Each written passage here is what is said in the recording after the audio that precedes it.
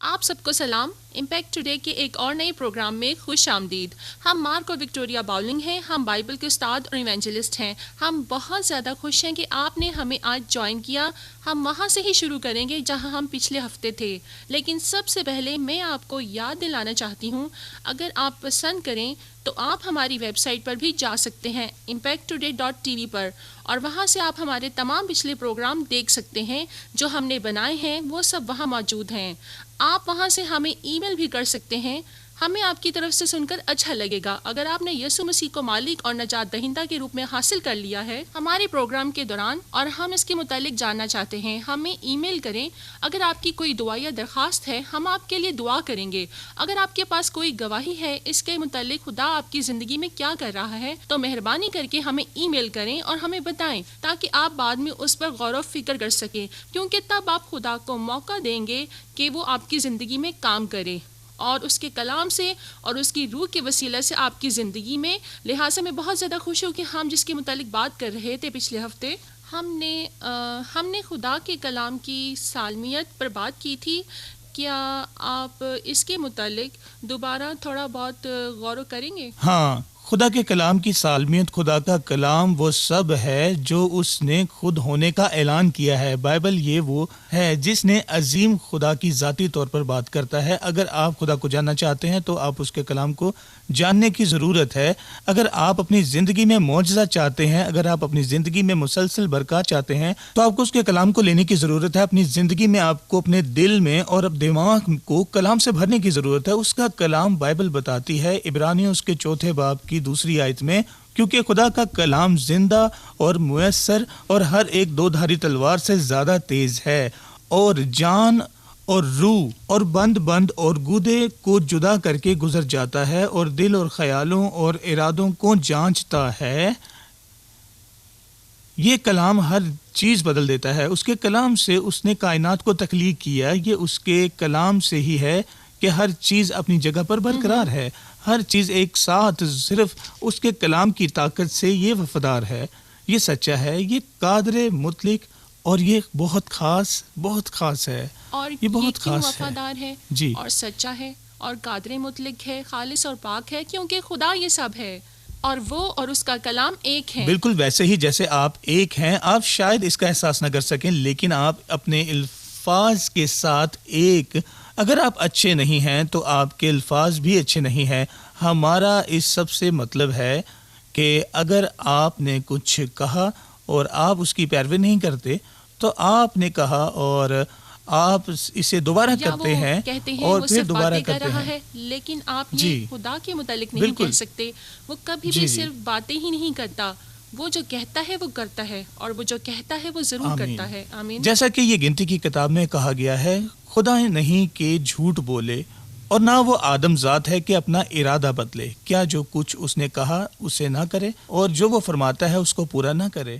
اور عبرانیوں میں وہ کہتا ہے کہ خدا کا جھوٹ بولنا ممکن نہیں، ناممکن. جیسا کہ بہت زیادہ لوگ بہت مرتبہ اپنا ایمان دیکھ رہے ہوتے ہیں اور وہ ایسا کرتے ہیں کہ میں زیادہ ایمان نہیں رکھتا. اپنا نقطۂ نظر تبدیل کریں، بجائے اس کو سوچنے کے کہ میں زیادہ ایمان نہیں رکھتا. اس سوال کو سوچیں، پوچھیں کہ خدا کا کلام سچا ہے. کیا خدا ایماندار ہے؟ کیا خدا ایماندار ہے؟ کیا وہ اپنے کلام سے سچا ہے؟ اور ایک حقیقی سچ، کیا وہ اپنے کلام کا وفادار ہے؟ کیا وہ وفادار ہے؟ وہ سچا ہے، اس کا کلام سالم ہے، اس پر اعتماد کیا جا سکتا ہے کیونکہ آپ کے پاس زندہ ایمان ہے. ہاں، یہ آپ کے ایمان کو مکمل طور پر ایک نئی سطح پر لے جاتا ہے. آمین. یہ ایک طرح سے ایسا ہے ایک باپ جو اپنے بچوں کو بتاتا ہے اگر تم اپنا کام ختم کر لو تو میں تمہیں آئس کریم کھلانے لے جاؤں گا. اور اگر باپ اپنے الفاظ کا سچا ہے تو بچے جانتے ہیں کہ اگر ہم اپنا کام ختم کر لیں گے تو ہم آئس کریم کھانے جائیں گے. بچے اپنا کام ختم کرتے ہیں اور کہتے ہیں ڈیڈ ہم نے کر لیا ہے, چلیں آئس کریم کھانے چلیں, کیونکہ ان کا باپ اپنے الفاظ کا سچا ہے. خدا بھی بالکل ایسا ہی ہے, وہ جو کچھ کہتا ہے وہ اسے پورا کرتا ہے. آمین.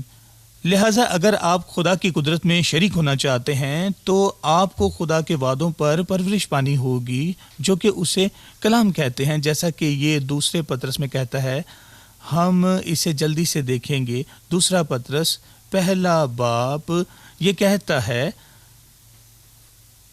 ہے فضل اور اطمینان تمہیں زیادہ ہوتا رہے یسوع مسیح کی پہچان کے سبب سے, کیونکہ اس کی الہی قدرت نے وہ سب چیزوں جو زندگی اور دینداری سے متعلق ہیں ہمیں اس کی پہچان کر کے وسیلہ سے عنایت کی, جس نے ہم کو اپنے خاص جلال اور نیکی کے ذریعے سے بلایا ہے, جن کے باعث اس نے ہم سے قیمتی اور نہایت بڑے وعدے کیے, تاکہ ان کے وسیلہ سے تم اس خرابی سے چھوٹ کر جو دنیا میں بری خواہش کے سبب سے ہیں ذاتی الہی میں شریک ہو جاؤ. اگر آپ خدا کی قدرت میں شامل ہونا چاہتے ہیں تو آپ کو اس کے وعدوں پر شامل ہونا ہوگا. بالکل ٹھیک. آمین. جتنا زیادہ آپ خدا کے وعدوں پر بڑھتے ہیں جو کہ اس کا لکھا ہوا پاک کلام ہے, بائبل میں وعدے ہیں, جتنا زیادہ آپ خدا میں شامل ہوتے ہیں. کتنا طاقتور ہے یہ شاندار ہے. بائبل کیا کہتی ہے کہ ہمیں کلام میں کتنا حصہ لینا چاہیے؟ پہلا پطرس دوسرا باب اس کی دوسری آیت, اور یہ کہتی ہے نوزاد بچوں کی مانند خالص روحانی دودھ کے مشتاق رہو تاکہ اس کے ذریعہ سے نجات حاصل کرنے کے لیے بڑھتے جاؤ. نوزاد بچوں کی مانند, کیا آپ میں سے کسی کے نوزاد بچے تھے؟ جیسا کہ آپ جانتے ہیں کہ وہ کھاتے ہیں اور وہ دودھ پیتے ہیں تقریباً ہر 2 سے 3 گھنٹہ کے بعد مستقل بنیاد پر مہینوں تک. مجھے یاد ہے کہ ہمارا پہلا بیٹا جسے ہم نے ہر 3 گھنٹے بعد دودھ پلانا پڑتا تھا تقریباً 10 ماہ تک. وہ موٹا ہو گیا تھا, وہ بہت بڑا تھا. تو ڈاکٹر نے کہا کہ میرا خیال ہے کہ آپ کو اب اسے باقاعدہ کھانے پر لے آنا چاہیے کیونکہ وہ بہت بڑا بچہ تھا. لیکن ہمارا نظریہ یہ ہے کہ بچوں کو ہر 2 سے 3 گھنٹے بعد دودھ کی ضرورت ہوتی ہے اور وہ بہت جلد بڑے ہو جاتے ہیں. ابتدا میں آپ کو شاید یاد ہو جس دن آپ اپنا نوزائیدہ بچہ لے کر آتے ہیں وہ صرف ایک چھوٹی سی چیز ہوتی ہے اور 10 ماہ بعد یا 11 ماہ بعد وہ ایسا کرتے ہیں کہ کھڑے ہوتے ہیں اور بھاگنا شروع کرتے ہیں. ٹھیک, کیونکہ وہ ہر وقت کھاتے رہتے ہیں. ہاں یہ ٹھیک ہے. اگر آپ کے پاس بچہ ہے اور آپ اسے 2 سے 3 گھنٹے بعد دودھ نہیں پلاتے ہیں تو وہ بڑھتا نہیں ہے, نشو و نما نہیں پاتا. لہٰذا یہاں پر مصنف ہمیں بتا رہا ہے بالکل ویسے ہی جیسے نوزاد بچہ دودھ کی خواہش کرتا ہے تو آپ خواہش کرتے ہیں اور خدا کے کلام پر پرورش پاتے ہیں.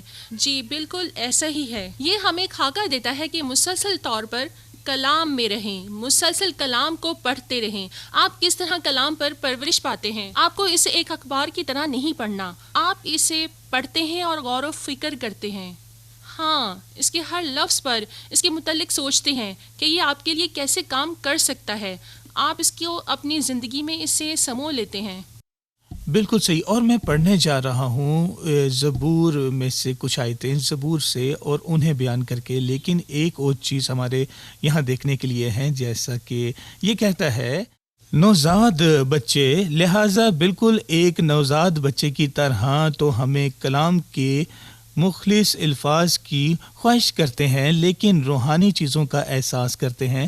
یہ قدرتی چیزوں سے مقابلہ کر سکتی ہے. جب آپ یسوع کو اپنا مالک اور نجات دہندہ مانتے ہیں تو آپ دوبارہ پیدا ہوتے ہیں اور تب آپ روحانی طور پر ہر ایک بالکل نوزائیدہ بچے ہوتے ہیں یسوع مسیح میں. لہٰذا وہاں بہت زیادہ ایماندار ہیں جو کہ دوبارہ پیدا ہوئے ہیں.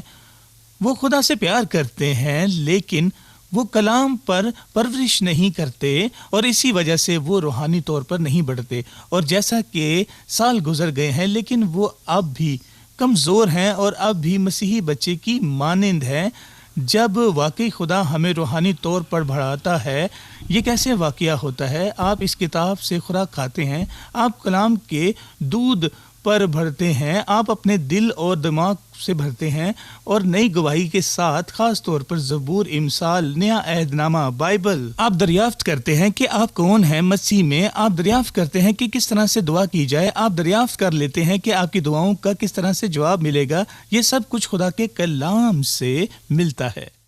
ہاں، کیونکہ آپ مسیحی بچے ہیں، آپ بہت مرتبہ دوسرے لوگ آپ کے لیے دعا کر سکتے ہیں اور آپ آرام سے وہ حاصل کر لیتے ہیں خدا سے جس کی آپ کو ضرورت ہوتی ہے۔ لیکن جیسے وقت گزرتا ہے، جیسے کہ قدرت میں جہاں ہم اپنے بچوں سے امید کرتے ہیں کہ وہ بڑھیں اور وہ خود سے چلنا شروع کر دیں اور وہ خود سے زیادہ کرنا کوشش کرتے ہیں، اور آخرکار وہ بڑے ہو جاتے ہیں اور ان کے بچے ہوتے ہیں، اور یہ عمل جاری رہتا ہے۔ اور بالکل ایسے ہی روحانی چیزیں ہیں۔ آمین۔ لوگوں کو ہمارے ساتھ جانے کی ضرورت نہیں، لیکن اپنی دعاؤں کے ساتھ ہمیں نئے بچوں کو پالنا چاہیے، ٹھیک جیسے ہم بڑھتے ہیں اور آمین۔ یہی ہمارا مقصد ہے۔ آئیں اس کو ایک مقصد بناتے ہیں جہاں آپ دعاؤں کا جواب لے سکتے ہیں خود سے، کہ آخرکار لوگ آپ کے پاس آتے ہیں دعا کے لیے، بجائے اس کے کہ آپ ہر وقت اپنے پادری کے پاس جائیں۔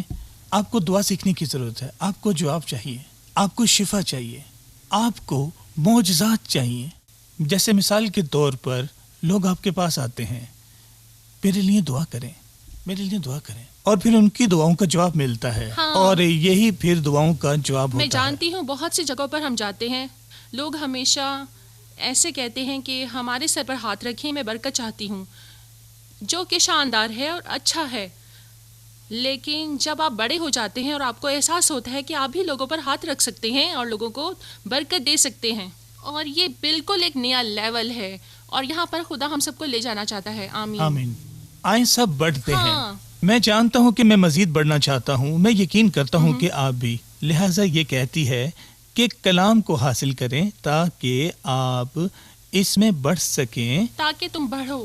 ہاں، جیسا کہ وکٹوریا یہاں پر بات کر رہی تھی کہ آپ بائبل کو اخبار کی طرح مت پڑھیں بلکہ اس کو اپنے اندر جذب کریں، اور یہ کیسے ممکن ہے؟ آئیں زبور کو دیکھتے ہیں۔ زبور پہلا اور اس کی پہلی آیت سے شروع کرتے ہیں۔ یہ کہتا ہے کہ مبارک ہے وہ آدمی جو شریروں کی صلاح پر نہیں چلتا۔ ہمیں گناہ گاروں سے صلاح نہیں لینی چاہیے، اور خطا کاروں کی راہ میں کھڑا نہیں ہونا چاہیے، اور ٹھٹا بازوں کی مجلس میں نہیں بیٹھنا۔ لیکن دوسری آیت پر غور کریں، بلکہ خداوند کی شریعت میں اس کی خوشنودی ہے، اور اسی کی شریعت پر ہر رات دن دھیان رہے گا۔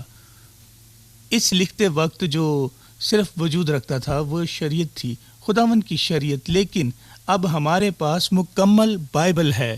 لیکن اگر یہ آج لکھی جاتی تو ہم اس کو تقریباً اس طرح پڑھتے، بلکہ اس کی خوشنودی خدا کی شریعت میں ہے، اور شریعت میں وہ دن رات غور و فکر کرتا ہے، اور پھر حتیٰ کہ میری بائبل کہتی ہے دھیان کا مطلب خود سے بات کر کے غور و فکر کریں، یہی لفظ دھیان کا مطلب ہے، یہی مطلب ہے اس کا۔ غور و فکر کا مطلب ہے کہ بار بار اس کو دہرانا آہستہ آواز میں۔ لہٰذا آپ غور فکر کرتے ہیں جب آپ پڑھتے ہیں، جسے آپ خود سے بات کرتے ہیں، دوسرے لفظوں میں آپ خدا کا کلام بول رہے ہیں خود سے بار بار، جیسا کہ آپ اس کو سوچتے ہیں، جیسے کہ آپ اس پر غور و فکر کرتے ہیں۔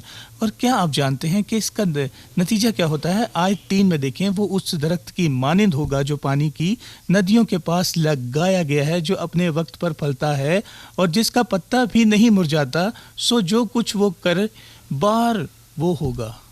خدا آپ کے خیال کی خواہش رکھتا ہے، وہ آپ کے لیے خواہش رکھتا ہے کہ آپ اپنی زندگی کے ہر کام کامیاب ہوں، اور آمین۔ اس کا مطلب ہے کہ آپ اپنے بدن میں صحت، اور اس کا مطلب ہے کہ آپ ذہن کو بڑھانا، اس کا مطلب ہے کہ اگر آپ کاروبار کرتے ہیں تو یہ بڑھے، کہ آپ اس قابل ہو جائیں کہ اتنے سخی ہوں کہ دوسرے لوگوں کو دے سکیں۔ خدا آپ کو اس جگہ تک بڑھانا چاہتا ہے جہاں آپ ہمیشہ لوگوں سے اپنے لیے برکات نہ مانگیں، بلکہ آپ دوسرے لوگوں کو برکات دینے کے موقع تلاش کریں۔ خداوند کی تعریف ہو۔ یہ کیسے ہوا؟ عمل خدا کے کلام پر غور و فکر کرنے سے شروع ہوتا ہے. آپ اس میں خوشنودی ہوتے ہیں. غور کریں، اس کی خوشنودی، اس کا جذبہ خدا کے کلام سے بہت زیادہ ہوتا ہے. وہ جتنا زیادہ غور و فکر کرتا ہے، جیسے کہ وہ خود سے بات کرتا ہے، دن اور رات. بہت شاندار ہے. آمین. امثال اس کا 4 باب اور آیت 20 کہتی ہے، اے میرے بیٹے، میری باتوں پر توجہ کر، میرے کلام پر کان لگا، اس کو اپنی آنکھ سے اوجھل نہ ہونے دے، اس کو اپنے دل میں رکھ، کیونکہ جو اس کو پا لیتے ہیں یہ ان کی حیات اور ان کے سارے جسم کی صحت ہے. اپنے دل کی خوب حفاظت کر، کیونکہ زندگی کا سرچشمہ وہی ہے. میری باتوں پر غور کر. اور اس سے مجھے اپنے ایک کتے کا خیال آیا. روز کو جب بھی ہم پیزا کھاتے تھے وہ بیٹھ جاتا تھا اور غور کرتا تھا، ٹکڑے کے لیے انتظار کرتا تھا کیونکہ ہم وہ پرت نہیں کھاتے تھے اور ہم اس کو دے دیتے تھے. اور آپ پیزا کھاتے وقت کبھی بھی یہاں کبھی وہاں جا سکتے ہیں، آپ روسکو کو دیکھ سکتے ہیں. وہ اس طرح سے بیٹھتا تھا اس پرت پر غور کرتے ہوئے. وہ اپنی پوری توجہ اس پرت کو دیتا تھا. میرے بیٹے میری باتوں پر دھیان کر. اس کا مطلب ہے کہ کوئی فرق نہیں پڑتا کہ آپ کے ارد گرد کیا ہو رہا ہے، آپ اس میں بند ہو گئے ہیں جو خدا نے کہا ہے، اور آپ صرف اس کے ساتھ کھڑے رہتے ہیں چاہے کچھ بھی ہو رہا ہو. میری باتوں پر کان لگا. جب آپ اپنا کان اس کے قریب لے جاتے ہیں تو آپ جھک رہے ہیں. یہ عاجزی دکھاتا ہے. تربیت. آپ قریب ہو جاتے ہیں تاکہ آپ اس پر غور و فکر کر سکیں جو وہ کہہ رہے ہیں. اور ہماری باہر کی میٹنگ میں کبھی کبھی میوزک بہت اونچا ہوتا ہے، ٹھیک، اور کوئی ہمارے پاس آ جاتا ہے اور ہم سب بات کرنا شروع کر دیتا ہے، اور وہ واقعی آپ اس کی پرواہ کرتے ہیں جو وہ کہتا ہے، تو آپ کیا کرتے ہیں؟ آپ جھک جاتے ہیں. خدا کہتا ہے میری باتوں پر کان لگا، اپنے کان ان کی طرف جھکا جو میں کہہ رہا ہوں. کبھی کبھار زندگی کے حالات بہت ہی عجیب ہو جاتے ہیں تو ہمیں اپنے کان جھکانے ہوتے ہیں، ہمیں اپنی توجہ دینی ہوتی ہے. اور یہ آپ کی آنکھیں اور کان ہیں، انہیں اپنی آنکھوں سے دور مت ہونے دیں. جیسا کہ ہم ہمیشہ کہتے ہیں کہ آپ اپنی بائبل کو ہمیشہ اپنے سامنے کھول کر ہر وقت، جیسا کہ آپ کو بینک جانا ہے اور آپ کو مارکیٹ تک جانا ہوتا ہے، آپ کو بچوں کو اسکول لے کر جانا ہے، اور آپ اس طرح سے چل نہیں سکتے. بائبل دل کی آنکھوں کے متعلق بات کر رہی ہے. ہمارے پاس جسمانی آنکھیں ہیں لیکن ہم روحانی آنکھیں بھی رکھتے ہیں. اس کو اپنی آنکھوں سے دور مت ہونے دیں. اس کا مطلب ہے کہ آپ کلام پڑھ رہے ہیں اور اسے اپنے دل میں رکھتے ہیں، اور پھر آپ اپنی روحانی آنکھیں رکھتے ہیں خدا کے کلام پر پورا دن. آپ اپنے آپ کو مرکز بناتے ہیں. آمین. لہٰذا میں آپ کے لیے دعا کرنے والا ہوں، آپ کے گناہوں کی معافی اور آپ کی بیماریوں کی شفا کے لیے. صرف ایک دعا کے ساتھ اپنی آنکھوں کو بند کریں، اپنے ہاتھوں کو بلند کر لیں اور اس کو میرے پیچھے دہرائیں.